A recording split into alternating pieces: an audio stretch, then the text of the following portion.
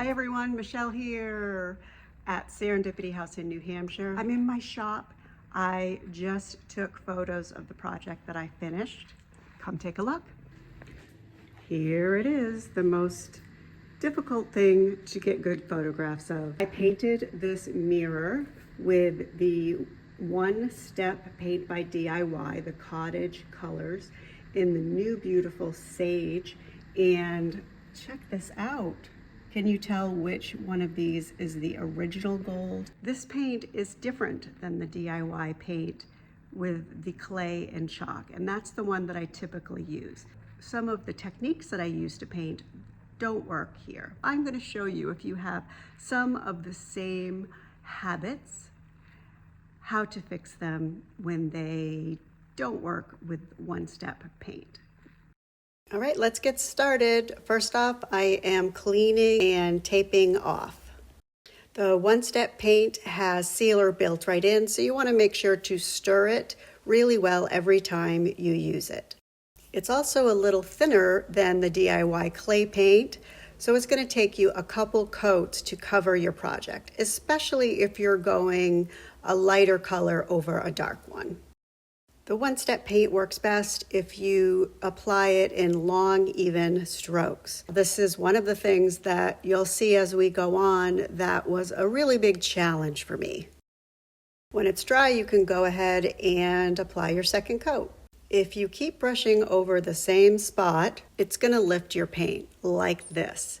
Now, when I use the clay and chalk paint, I really work the paint. And that's one of the ways that the one-step paint is different. My third coat in long, even strokes is going to cover that right up.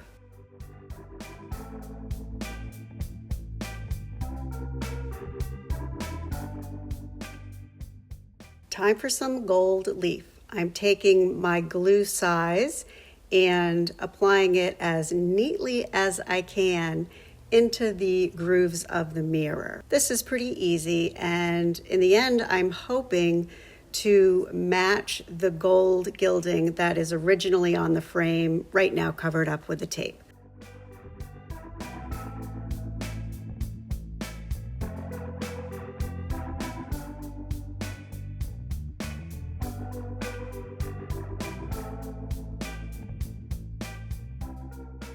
This is going to need some aging because I don't want my gold to be super shiny or for this to look new. So we're going to start with some wet distressing. I just have some water on a lint-free cloth. You have to rub a little bit harder because there is top coat in the paint, but you can really control what you're taking off.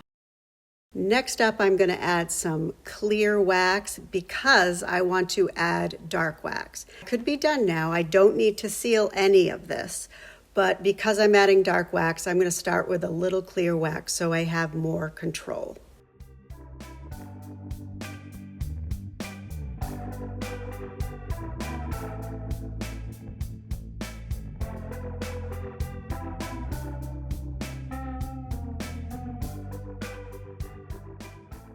If you've got the dark wax anywhere you don't want it, you can use the clear wax as an eraser.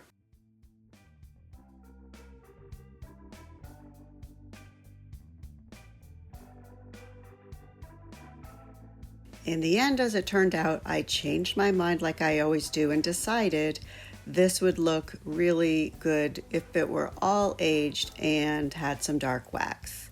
And here's the finished product.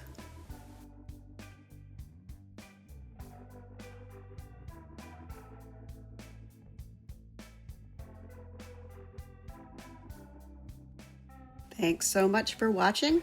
You can find me on Facebook. Please subscribe to my YouTube channel, and you can find all the DIY products on my website, Serendipity.House. Happy creating!